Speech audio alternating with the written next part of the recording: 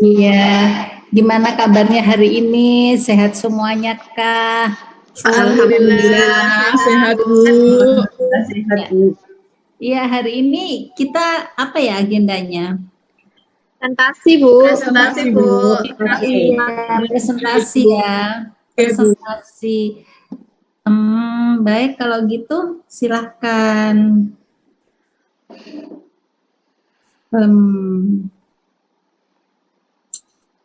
Bentar.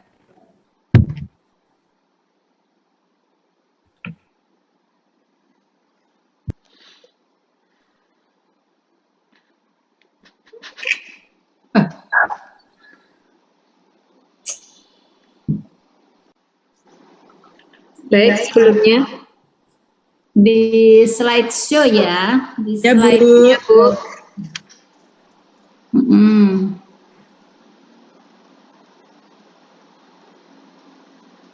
baik. Assalamualaikum warahmatullahi wabarakatuh. Waalaikumsalam warahmatullahi wabarakatuh. Alhamdulillahirabbil alamin. Pada siang hari ini kita dapat bertemu dalam acara virtual Zoom untuk membahas presentasi kasus tentang manajemen ASN, pelayanan publik dan world of government dengan keadaan sehat walafiat. Terima kasih kepada Putri Retno yang telah memberikan waktu kepada kami untuk mempresentasikan hasil diskusi dari kelompok kami. Yeah. Sebelum acara presentasi hari ini kami mulai, marilah kita berdoa terlebih dahulu agar acara presentasi pada siang hari ini berjalan dengan lancar dan bermanfaat bagi kita semuanya. Bismillahirrahmanirrahim. Rabbi shrah li sadri wa yassir li amri wahlul 'uqdatam min lisani yafqahu qawli. Baiklah, untuk mempersingkat waktu, saya sebagai moderator mempersilahkan kepada kelompok 1 untuk mempresentasikan hasil diskusi kelompoknya, yaitu manajemen ASN dengan tema jual beli jabatan, kemudian pelayanan publik dengan tema pelayanan publik kacau selama pandemi, serta kasus yang ketiga yaitu tentang kasus world of government. Kepada Mbak Azizah, Mbak Diah Ambarwati, dan Mbak Diah Purwaningsih, waktu sepenuhnya saya persilahkan. Ya, terima kasih Mbak Hani atas waktunya. Kami dari kelompok 1 akan menyampaikan hasil diskusi tentang manajemen ASN, pelayanan publik, dan BOG. Yang pertama adalah kasus tentang manajemen ASN. Latar belakang kasusnya, yaitu dalam berita dijelaskan bahwa Korsubgah KPK memiliki 8 area intervensi yang masing-masing berisi rekomendasi yang harus dipenuhi seluruh pemerintah provinsi dan pemerintah kabupaten atau kota. Salah satu rekomendasinya ialah mengenai manajemen aparatur sipil negara atau ASN, yaitu isu jual beli itu muncul setelah adanya mutasi jabatan oleh Pemprov DKI Jakarta. Gubernur Anies Baswedan melakukan mutasi atau rotasi terhadap 1.125 aparatur sipil negara di pemerintahan Provinsi DKI Jakarta. Akan tetapi, Ketua DPRD DKI Jakarta Prasetyo Edy Marsudi mengkritik adanya rotasi pejabat tersebut karena menurutnya janggal dan hanya berdasarkan subjektivitas Anies semata, sehingga akan dibentuk pansus guna menyelidiki hal tersebut.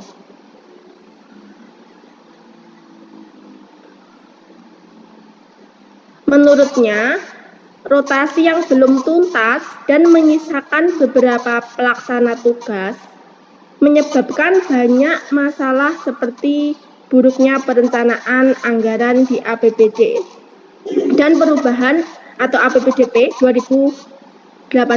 Dampaknya, penyerapan anggaran itu semakin rendah karena realisasi program di SKPD kemungkinan berjalan tidak sesuai perencanaan.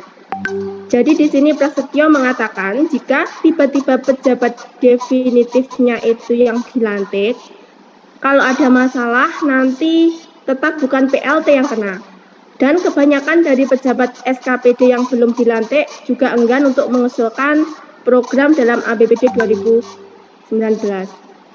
yang menyebabkan pada KPI atau Key Performance Indicator pejabat yang bersangkutan.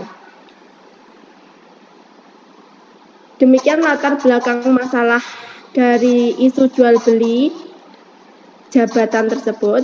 Ya, tanggapan saya dalam kasus tersebut memang perlu diselidiki, Bu.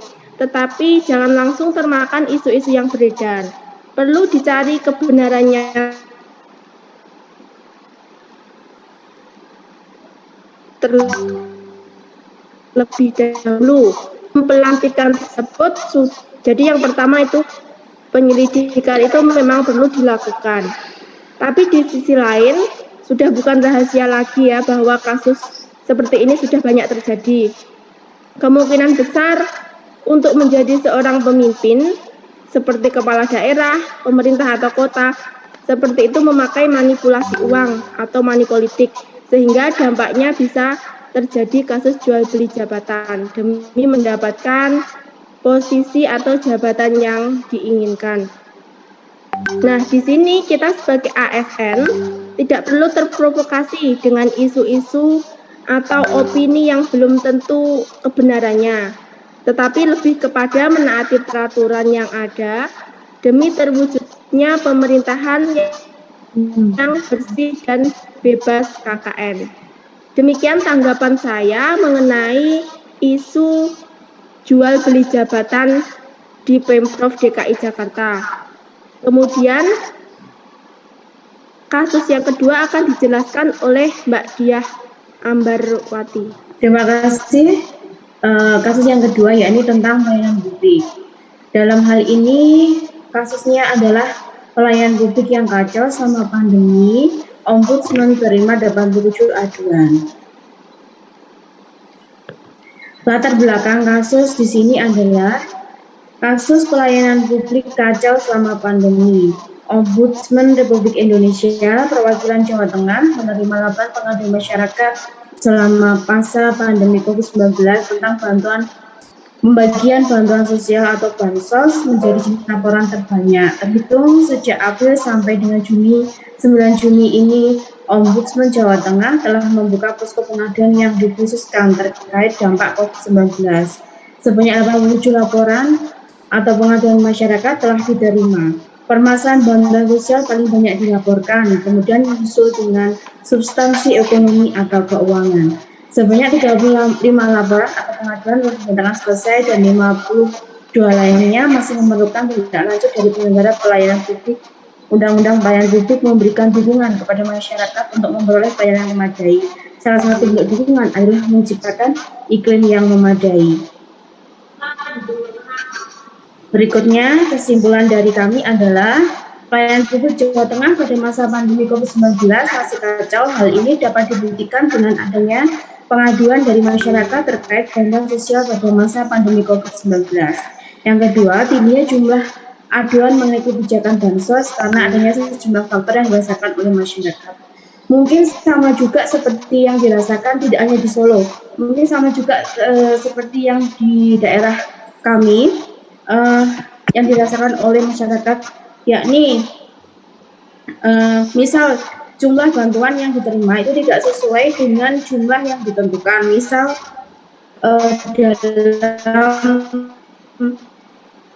sebelum menerima bantuan itu ada semacam setelah terima ada SPJ-nya begitu, di situ di 50.000. Kemudian tidak dapat menerima bantuan karena tidak memiliki kebijakan dari pemerintah bahwa syarat untuk mengambil bantuan itu tidak mensyaratkan adanya KTP atau KK. Kemudian ada lagi adanya permintaan imbalan oleh petugas ketika mendaftar sebagai penerima bantuan. Kemudian dalam pasal 18 menyatakan apabila masyarakat memiliki hak untuk menyampaikan laporan atau pengaduan tersebut. Slide selanjutnya.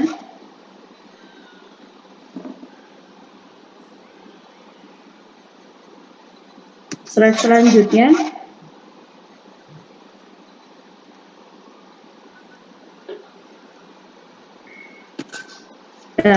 Dalam pasal 15 dan 34 Undang-Undang Pelayanan Publik mengatur, maaf Mbak Ayu sebelumnya tadi. Yang ini nggak? Bukan Mbak. Yang nomor 4 Mbak. Iya, ini sudah menayangkan nomor 4 saya. Dalam pasal 5, iya. Dalam pasal 15 dan 34 Undang-Undang Pelayanan Publik mengatur secara tegas dan aktif dalam memenuhi kepentingan masyarakat. Instansi penyelenggara diwajibkan untuk menunjukkan nilai-nilai profesionalisme serta tidak mempersulit dan berlarut-larut dalam memberikan layanan. Yang kelima, dalam era normal ini penyelenggara pelayanan publik wajib memahami tugas dan fungsinya dengan baik sehingga keterbatasan tidak menjadi kendala dalam memberikan pelayanan berkualitas kepada masyarakat. Jadi, rakyat ini merasa nyaman, merasa tentram, jadi menerima bantuan itu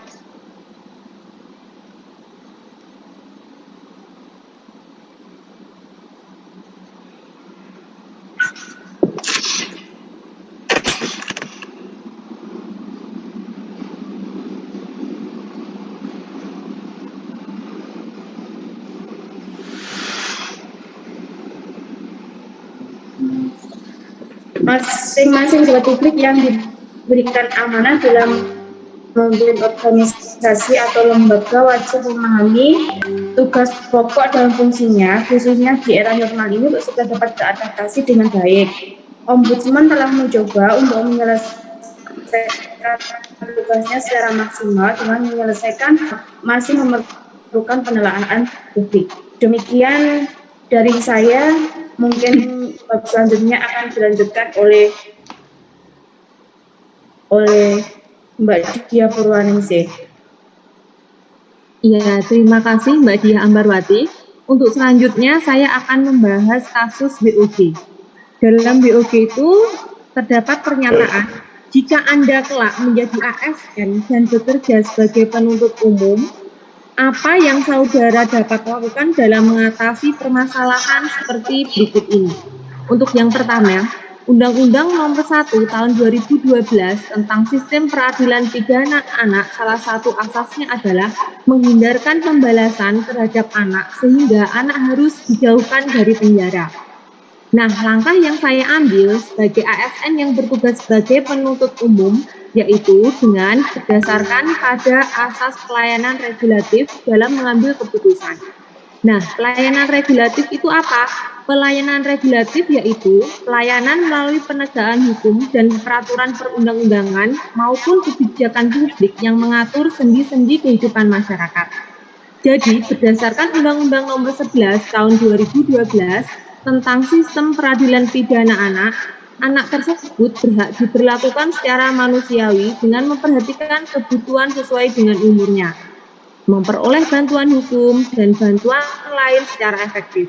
Dan persidangan pun dilaksanakan secara tertutup, tidak dipublikasikan untuk umum identitasnya, serta mendapatkan pendampingan dari orang tua atau wali dan orang yang dipercayai oleh anak. Untuk yang kedua, pembimbing masyarakat yang bertugas melakukan asesmen terhadap anak menyatakan tindak pidana anak tidak membahayakan masyarakat dan terjadi karena anak masih rentan sehingga mudah dipengaruhi lingkungan yang kurang baik sehingga merekomendasikan anak untuk direhabilitasi di LKPS. Nah, menurut saya setuju dengan hal tersebut dikarenakan tindak pidana anak tidak membahayakan masyarakat dan terjadi karena anak masih rentan sehingga mudah dipengaruhi oleh lingkungan yang kurang baik, kemudian dipengaruhi oleh teman-temannya, seperti itu. Serta hal tersebut tidak bertentangan dengan Undang-Undang Nomor 11 Tahun 2012 yang mana pada pasal 1 ayat 7 dijelaskan bahwa diversi adalah pengalihan penyelesaian perkara anak dari proses peradilan pidana ke proses di luar peradilan pidana, sehingga merekomendasikan anak untuk direhabilitasi di LKPS, termasuk dalam langkah diversi. Nah, hal tersebut dikarenakan anak tidak dipidana, melainkan direhabilitasi di LKPS. Seperti itu penjelasan saya untuk kasus yang kedua. Dan selanjutnya, saudara sendiri sebagai jaksa memiliki kewajiban taat pada undang-undang yang berlaku dan ingin merehabilitasi anak. Saya juga jaksa, karena sesuai dengan Undang-Undang Nomor 11 Tahun 2012, Pasal 1 Ayat 22 berbunyi, LKPS adalah lembaga atau tempat pelayanan sosial yang melaksanakan penyelenggaraan kesejahteraan sosial bagi anak. Jadi keputusan tersebut sudah sesuai dengan Undang-Undang Nomor 11 Tahun 2012, Pasal 1 Ayat 22. Dalam hal pembimbingan kemasyarakatan merekomendasikan anak yang berhadapan dengan hukum untuk ditempatkan di LKPS dengan mempertimbangkan bahwa anak akan lebih baik berada di sana dibandingkan jika harus mengembalikan anak kepada orang tua namun dengan keadaan sosial dan lingkungan sekitar yang buruk sehingga dapat mempengaruhi jiwa sang anak. Anak dengan kondisi keluarga dan lingkungan yang buruk akan lebih mudah terpapar perilaku menyimpang, sehingga rentan akan mengulangi tindak pidana kembali. Namun, jika anak tersebut ditempatkan di LKPS, maka anak akan diberikan pendidikan dan pelatihan sesuai usianya dengan tetap memperhatikan tumbuh kembang sang anak. Untuk yang keempat, namun LPKS berjarak 2 kota dari wilayah kerja saudara dan anggaran penempatan anak ternyata tidak tersedia pada anggaran penanganan perkara tindak pidana umum. Nah, di sini saya mengambil langkah yaitu anak direhabilitasi ke Lembaga Pembinaan Khusus Anak atau LPKA. Nah, LPKA itu adalah lembaga atau tempat anak menjalani masa pidananya atau anak direkomendasikan ke LPAS yaitu Lembaga Penempatan Anak Sementara yaitu tempat sementara bagi anak selama proses peradilan berlangsung. Serta pilihan yang terakhir adalah anak dikembalikan kepada orang tuanya. Nah, orang tua atau wali harus bisa membina, mendidik, mengawasi anak dengan syarat pendampingan dari pembimbing kemasyarakatan agar anak meninggalkan tindakan negatifnya, sehingga anak dapat mengubah perilakunya ke arah yang lebih baik lagi.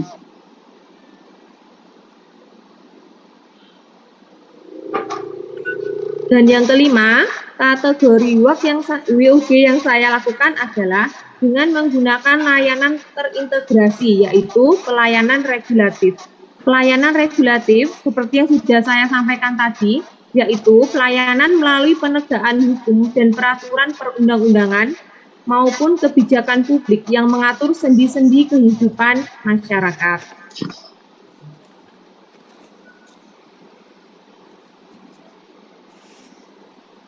Ya, mohon Mbak Ayu ya. Terima kasih.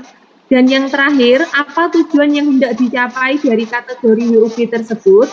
Tujuan yang hendak dicapai yang pertama, menegakkan peraturan perundang-undangan bagi anak yang di bawah umur yang tersangkut masalah tindak pidana. Yang kedua, kesinergitasan kinerja antar lembaga penegakan hukum, antara lain kepolisian, kejaksaan, hakim, advokat harus bekerja secara beriringan agar hak anak didapatkan sesuai dengan Undang-Undang Nomor 11 Tahun 2012.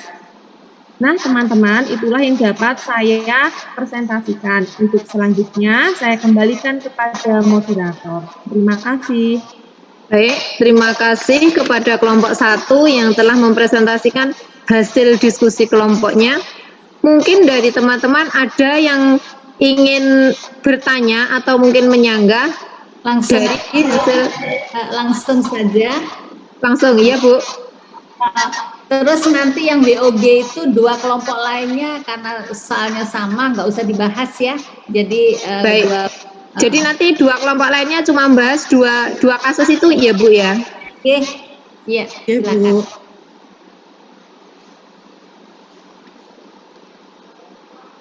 Baik, terima kasih kepada kelompok 1 yang sudah mempresentasikan hasil diskusinya. Untuk selanjutnya, kelompok 2 yaitu akan mempresentasikan tentang kasus manajemen ASN, yaitu kasus malpraktek pengisian jabatan yang cederai kebijakan manajemen ASN, dan kasus pelayanan publik, yaitu tentang potret besar keburukan pelayanan publik di Indonesia, serta kasus World of Government. Kepada kelompok 2, yaitu Mbak Della Primadani dan Mbak Hani Haryati, serta Mbak Dian Untari, waktu sepenuhnya saya persilakan.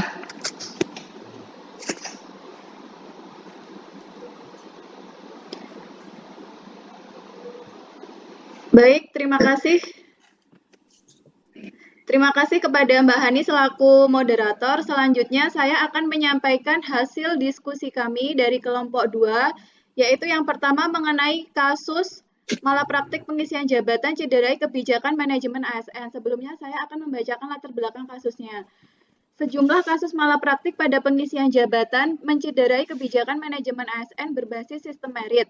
Kemudian, BKN bersinergi dengan Bappenas, KSP, dan KPK sebagai bagian dari program strategi nasional pemberantas korupsi, termasuk yang menyangkut jual beli jabatan. BKN menetapkan 2 program prioritas untuk merealisasikan target pemerintah tersebut. Pertama, BKN menerbitkan standar penyelenggaraan penilaian kompetensi yang wajib dilakukan kementerian atau lembaga dan pemerintah daerah melalui peraturan BKN nomor 26 tahun 2019 tentang pembinaan penyelenggaraan penilaian kompetensi PNS. Yang kedua, BKN menyelenggarakan penilaian kompetensi melalui talent pool ASN yang sudah dilakukan sejak tahun 2017 yang menjadi gerbang awal pembentukan database manajemen talenta nasional. Penilaian kompetensi ASN harus dilakukan oleh penyelenggara penilaian kompetensi, baik di sektor instansi pemerintah dan non-pemerintah yang sudah diakreditasi dan memperoleh nilai kelayakan dari BKN selaku pembina penyelenggara manajemen ASN, dengan memenuhi setidaknya unsur yang mencakup unsur organisasi atau kelembagaan, sumber daya manusia, dan unsur metode pelaksanaan penilaian kompetensi.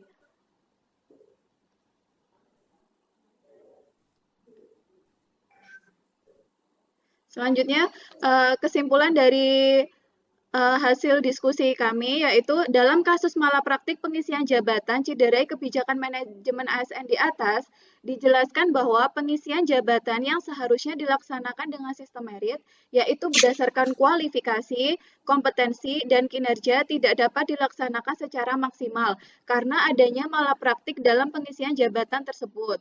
Malapraktik adalah suatu jenis kelalaian dalam standar profesional yang berlaku umum dan pelanggaran atas tugas yang menyebabkan seseorang menderita kerugian. Maka, malapraktik pengisian jabatan dapat diartikan sebagai kelalaian terhadap standar profesional mekanisme pengisian jabatan yang berlaku sebagaimana tertuang dalam kebijakan manajemen ASN, sehingga merugikan seseorang. Hal ini terjadi karena kedekatan, kekuasaan, uang, dan kepentingan politik, sehingga orang-orang yang mempunyai kompetensi dan kinerja yang bagus akan tersingkirkan. Sebagaimana yang terjadi pada masa awal kemerdekaan Indonesia, hingga Orde Baru yang dominan menerapkan sistem spoil dalam mekanisme pengisian jabatan, di mana pengisian jabatan ASN didasarkan pada kedekatan dengan struktur penguasa. ASN tidak hanya dijadikan pendukung sistem pemerintahan, tetapi juga pendukung sistem politik, sehingga kondisi birokrasi dan ASN tidak lagi netral dari kekuatan politik. Alhasil, terjadilah banyak penyimpangan dalam tubuh birokrasi yang ditandai munculnya berbagai bentuk patologi birokrasi, seperti penggelembungan organisasi, duplikasi tugas dan fungsi, red tape, konflik kewenangan, korupsi kolusi, dan nepotisme, dan enggan berubah. Maka, Jelas bahwa malapraktik dalam pengisian jabatan sebagaimana yang diuraikan dalam kasus tersebut sangat menciderai penerapan sistem merit yang saat ini ditetapkan dalam manajemen ASN, sehingga harus segera ditangani dan diantisipasi. Di antaranya yaitu dengan pembentukan KASN atau Komisi Aparatur Sipil Negara sebagai Merit System Protection Board yang bertugas untuk memastikan sistem merit benar-benar dilaksanakan dalam birokrasi. Tugas KASN sangat berat dan sulit apalagi jika patologi birokrasi masih membudaya di lingkungan pemerintahan. Dengan hadirnya kekuatan politik dan elit politik ikut bermain dalam manajemen birokrasi di negara kita. Oleh karena itu, dibutuhkan peran serta semua aparatur di dalam birokrasi untuk bersama-sama mewujudkan dan menjaga pelaksanaan sistem merit, seperti sinergitas kinerja antara BKU dengan Bappenas, KSP, dan KPK, serta terbitnya Peraturan BKN nomor 26 tahun 2019, sehingga diharapkan mampu mewujudkan lingkungan birokrasi yang benar-benar unggul, profesional, dan berintegritas dengan hadirnya aparatur pemerintahan yang kompeten, berkualitas, profesional, dan bermartabat. Mungkin seperti itu yang dapat saya sampaikan dari hasil diskusi kelompok 1. Mungkin ada tambahan dari Mbak Hani dan Mbak Dian. Saya persilahkan. Cukup untuk saya. Selanjutnya langsung saja dilanjut dengan kasus yang kedua, yaitu tentang kasus pelayanan publik yang menceritakan tentang potret besar buruknya pelayanan publik di Indonesia. Monggo kepada Mbak Dian Utari, saya persilahkan. Assalamualaikum warahmatullahi wabarakatuh. Waalaikumsalam warahmatullahi wabarakatuh. Saya akan melanjutkan presentasi terkait kasus potret buruknya pelayanan publik di Indonesia. Nah, di dalam kasus dijelaskan, dipaparkan ada contoh 4 kasus yang menunjukkan buruknya pelayanan publik di Indonesia.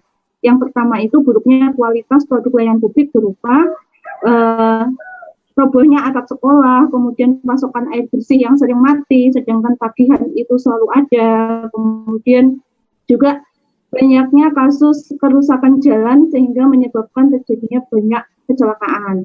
Kasus kedua yaitu rendahnya ketiadaan akses layanan publik bagi kelompok rentan seperti kelompok miskin, perempuan, kemudian penyandang cacat, yang dimana di situ dijelaskan bahwa ada anggota atau masyarakat yang dia pengguna BPJS harus membeli obat sendiri seperti itu. Jadi pelayanan BPJS yang tidak maksimal. Kemudian juga keluhan masyarakat terhadap betapa sulitnya memproses pengurusan kartu KK dan akta anak gitu ya bagi anak-anak yatim piatu. Yang ketiga yaitu buruknya kualitas penyelenggaraan pelayanan publik seperti kecelakaan akibat perilaku supir angkutan umum yang ugal-ugalan dan menyebabkan penumpang kehilangan nyawa. Kemudian terjadinya pelecehan seksual, kecopetan, kecelakaan pada transportasi umum, sehingga pelayanan transportasi umum dianggap kurang maksimal. Yang keempat yaitu ketidakjelasan mekanisme pengumuman dan penyelesaian sengketa, seperti kasus tanah yang melawan Perum PPD, warga Kebun Sawit Cilacap telah mengajukan persoalan tersebut tetapi tidak ada tindak lanjut dari pemerintah. Maka menanggapi kasus di atas, bahwa pelayanan publik merupakan kegiatan pemberian layanan kepada masyarakat sesuai dengan kebutuhan dan kepentingan masyarakat atas barang, jasa, dan pelayanan administrasi oleh penyelenggara negara sesuai aturan dan tata cara yang telah ditetapkan dalam undang-undang. Adapun tujuan pelayanan publik itu sendiri adalah untuk memuaskan pelanggan atau masyarakat. Jika layanan yang diberikan lebih dari yang diharapkan, maka itu dikatakan bermutu. Jika kurang dari yang diharapkan, maka dikatakan tidak bermutu. Dan jika pelayanan yang diberikan itu sesuai yang diharapkan, maka dianggap memuaskan. Nah, melihat kasus-kasus di atas, sudah jelas bahwa sikap pemerintah di dalam memberikan pelayanan itu bertentangan dengan nilai-nilai pelayanan publik, yaitu kurangnya perhatian pemerintah terhadap pemenuhan kebutuhan dan kepentingan masyarakat berupa produk seperti sarana prasarana sekolah, air, jalan raya, transportasi, kemudian juga pelayanan terhadap jasa seperti sulitnya mengurus administrasi kependudukan, itu ya. Kemudian juga layanan bagi pengguna BPJS yang sangat kurang maksimal. Dilanjutkan, Mbak. Kemudian yang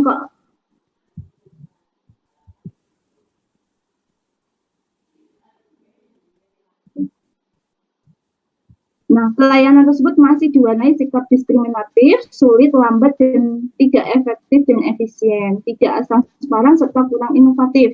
Walhasil kebutuhan masyarakat itu tidak mampu terpenuhi sehingga muncul ketidakpuasan terhadap kinerja instansi maupun pegawai. Maka seharusnya kita sebagai ASN yang bertugas sebagai pelayan publik, kita harus mementingkan kepentingan umum yaitu dengan kondisi kepuasan masyarakat, bukan malah menekan rakyat itu yang membutuhkan pelayanan dari kita. Kualitas pelayanan yang baik dengan bertanggung jawab akan meningkatkan kepuasan masyarakat terhadap kita. Dengan demikian, sebagai seorang ASN penting untuk memahami peran dan tugasnya secara utuh sehingga mampu melaksanakan tugasnya tadi dengan maksimal sesuai amanat undang-undang dan kode etik pelayanan publik terhadap masyarakat. Dan untuk mewujudkan itu semua dibutuhkan sinergitas antara ASN sebagai pelaksana kebijakan serta pemegang kekuasaan sebagai pembuat kebijakan serta adanya sistem manajemen birokrasi yang objektif sehingga terwujud lingkungan birokrasi yang unggul berkualitas dengan pelayanan yang prima untuk kemajuan masyarakat. Mungkin itu yang bisa saya presentasikan. Selanjutnya akan dilanjutkan oleh kelompok kedua. Saya kembalikan kepada moderator. Iya, kita berikan. Baik.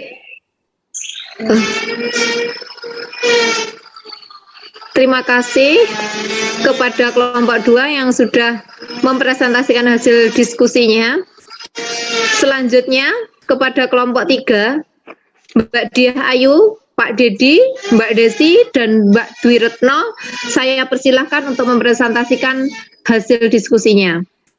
Baik, terima kasih untuk waktunya Mbak Hani. Kami dari kelompok 3 yang terdiri atas saya sendiri, Diah Ayu, Pak Dedi, Mbak Desi, dan Mbak Dwi Retno akan memaparkan hasil dari diskusi kami mengenai kasus tentang yang pertama, kesiapan manajemen ASN untuk WFH, dan yang kedua, 3 pelayanan publik masih. Nah, untuk kasus yang pertama tentang kesiapan manajemen ASN untuk WFH akan coba saya paparkan bersama Pak Didi. Nah, untuk kasusnya mengenai manajemen ASN ini, di sini dijelaskan bahwa WFH ini merupakan sesuatu yang baru ya dalam sistem manajemen kerja aparatur sipil negara di Indonesia. Dan sebenarnya WFH ini sudah diwacanakan oleh Menpan RB sejak akhir tahun 2019. Nah, adapun penerapannya itu sesuai dengan kebijakan instansi masing-masing. Tapi ternyata pada tahun 2020 itu Indonesia mengalami pandemi COVID-19 sehingga memaksa setiap perusahaan untuk menerapkan sistem WFH meskipun dinilai belum siap. Karena konsep WFH ini menuntut ASN agar bisa melek teknologi dan mengikuti perkembangan era digital, WFH sendiri dinilai dapat WFH sendiri ini pun dinilai bisa meminimalisir anggaran dinas karena dapat digantikan dengan beberapa kegiatan online seperti seminarnya dengan online, dengan Zoom, video conference, dan lain sebagainya. WFH ini juga diperdebatkan karena dianggap masih belum memiliki sistem manajemen yang memadai antar instansi sehingga akan mengganggu koordinasi dan menghambat pelayanan publik.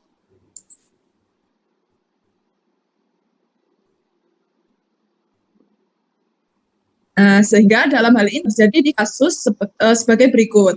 Yang pertama, dalam WFH yang dipaparkan dalam kasus yang kami baca, di situ tidak ada SOP yang ditetapkan secara nasional. Jadi masih diberikan kebebasan antar instansi sehingga ada perbedaan peraturan antara instansi satu dan instansi yang lainnya. Yang kedua, WFH ini terlalu mendadak. Sehingga ASN ini kesulitan mengakses data dari tempat tinggal, istilahnya belum siap untuk WFH. WFH sepenuhnya. Yang ketiga, pelayanan publik dinilai belum maksimal karena belum mendukung untuk pelayanan secara online. Nah, selain adanya permasalahan di atas, ternyata kegiatan WFH ini sebenarnya memiliki keuntungan, yaitu fleksibel dalam segi waktu maupun tempat ketika bekerja. Namun di sisi lain ternyata fleksibilitasnya itu menjadikan ASN harus bekerja tanpa adanya batasan waktu, sehingga membuat motivasi kerja ASN ini menurun, bahkan kehilangan fokus bekerja karena adanya gangguan berupa tugas-tugas sekunder. Nah, untuk tanggapan dan solusinya akan disampaikan oleh Pak Dedi. Silakan Pak Dedi. Baik, terima kasih. Selanjutnya dari kelompok 3 akan melanjutkan dengan tanggapan dan solusi. Yang pertama, perlu adanya komitmen, dukungan, dan regulasi pemerintah. Pemerintah perlu merancang suatu sistem WFH yang terintegrasi, yaitu terpusat se-Indonesia yang dapat dijadikan pedoman oleh setiap instansi dalam melaksanakan WFH. Sistem mampu mengkoordinir seluruh instansi se-Indonesia guna penyamaan persepsi. Sistem dapat dinilai dengan perancangan, kemudian penerapan, monitoring, dan evaluasi sebagai tolak ukur keberhasilan WFH. Adanya payung hukum yang dapat menjamin perlindungan kerja para ASN. Perlu adanya pembenahan berbagai sektor, baik perbaikan sistem maupun SDM ASN yang menjalankan sistem WFH tersebut. Di samping itu, pemerintah juga perlu memberikan pelatihan pada ASN agar profesional kerjanya menjadi lebih baik lagi, serta meningkatkan motivasi dalam bekerja. Sumber daya manusia yang mendukung semua ASN harus melek teknologi. Infrastruktur yang mendukung. Pemerintah dituntut untuk adaptif dalam kondisi ASN yang bekerja dari rumah, namun tetap mempertahankan kualitas pelayanan publik kepada masyarakat. Oleh karena itu, secara langsung kualitas kinerja ASN akan sangat ditentukan oleh kesiapan sistem manajemen ASN itu sendiri. Selanjutnya akan disampaikan berikutnya kelompok kami. Ya, terima kasih. Untuk kasus yang kedua, yaitu tentang 3 pelayanan publik yang masih buruk. Kasusnya, dari kasus yang sudah kami baca, dijelaskan bahwa pelayanan publik yang terjadi di Batam masih belum berjalan dengan baik. Adapun permasalahannya yaitu 1. Permasalahan lahan dan perizinan di BP Batam. Perizinan lahan sangat rumit dan berlarut-larut, sehingga bahkan tidak ada prioritas dalam penyelesaiannya. Sampai 3 kali pergantian pemimpin, data dan dokumennya juga belum dengan baik. Dinas Kependudukan dan Catatan Sipil terkait masalah KTP dan penyertaan KTP yang tergolong masih lama. Dan jangka penyelesaiannya akibat belangko KTP kosong atau habis. 3. Dinas Perhubungan Batam terkait masalah perizinan taksi online maupun tindak penilangan. Penahanan mobil taksi online oleh Dishub dengan hanya mendasar pada kesepakatan bersama. Padahal sudah jelas operasional atas angkutan berbasis teknologi informasi di Kota Batam bahwa kemenangan penilangan hanya oleh pihak kepolisian. Seharusnya yang ditanya hanya SIM-nya, sedangkan mobil tetap dibawa si pemilik atau si pengendara. UU nomor 22 tahun 2009 tentang lalu lintas dan jalan pasal 89 ayat 12 harus ada pembenahan sehingga aturan undang-undang yang berlaku. Selanjutnya, tanggapan dan solusi.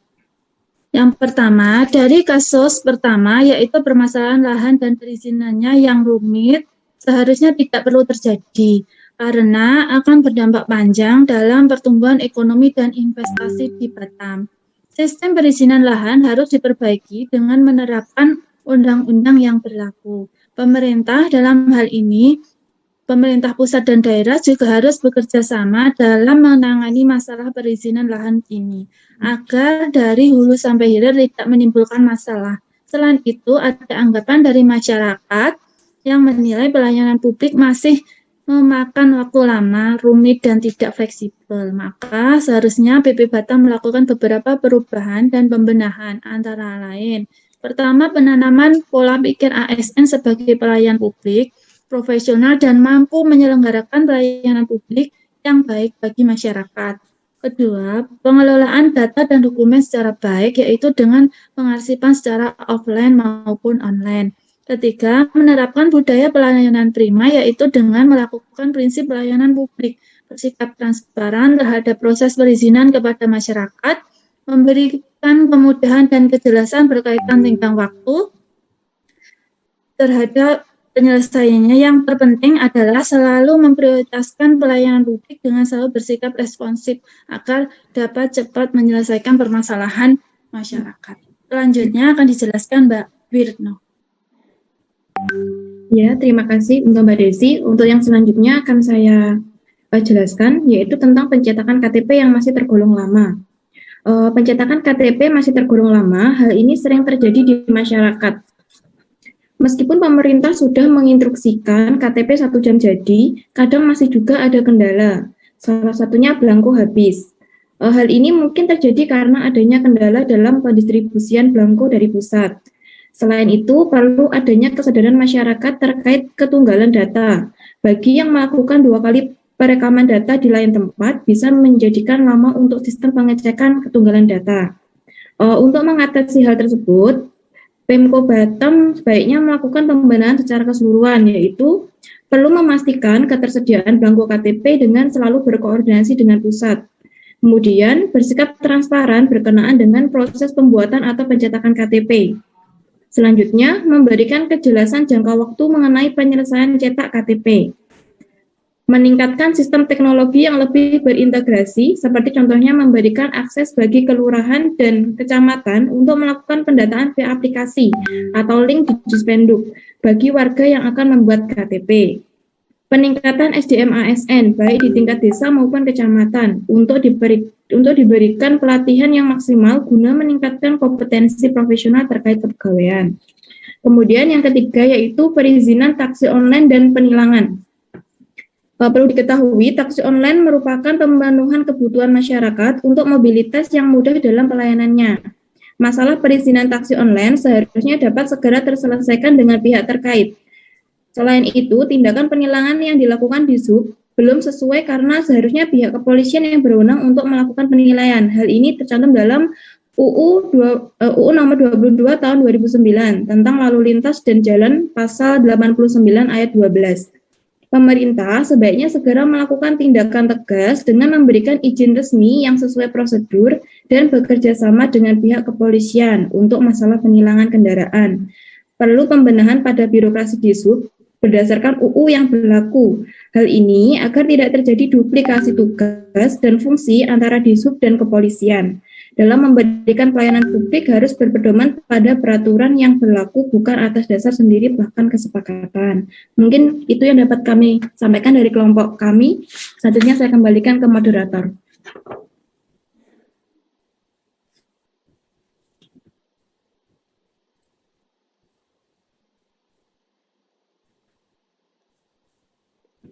Baik, terima kasih atas presentasi dari kelompok 3. Saya mewakili moderator dan teman-teman. Apabila ada perkataan saya yang kurang berkenan, saya mohon maaf yang sebesar-besarnya. Akhirul kalam, wabillahi taufik wal hidayah. Wassalamualaikum warahmatullahi wabarakatuh. Waktunya saya kembalikan kepada Putri. Iya, kita berikan aplausnya untuk kita semuanya. Iya, jadi bagus ya presentasinya. Jadi ini adalah menambah wawasan dari saudara-saudari semuanya tentang manajemen ASN ya. Ternyata ada kasus-kasusnya seperti itu dan pelayanan publik bagaimana. Jadi pada hal yang nyata yang ada kasus-kasusnya itu adalah untuk menambah wawasan kita semua ya. Kemudian juga WOG seperti itu. Nah, jadi dengan demikian sudah lengkap ya. dan apa ya, ada tuh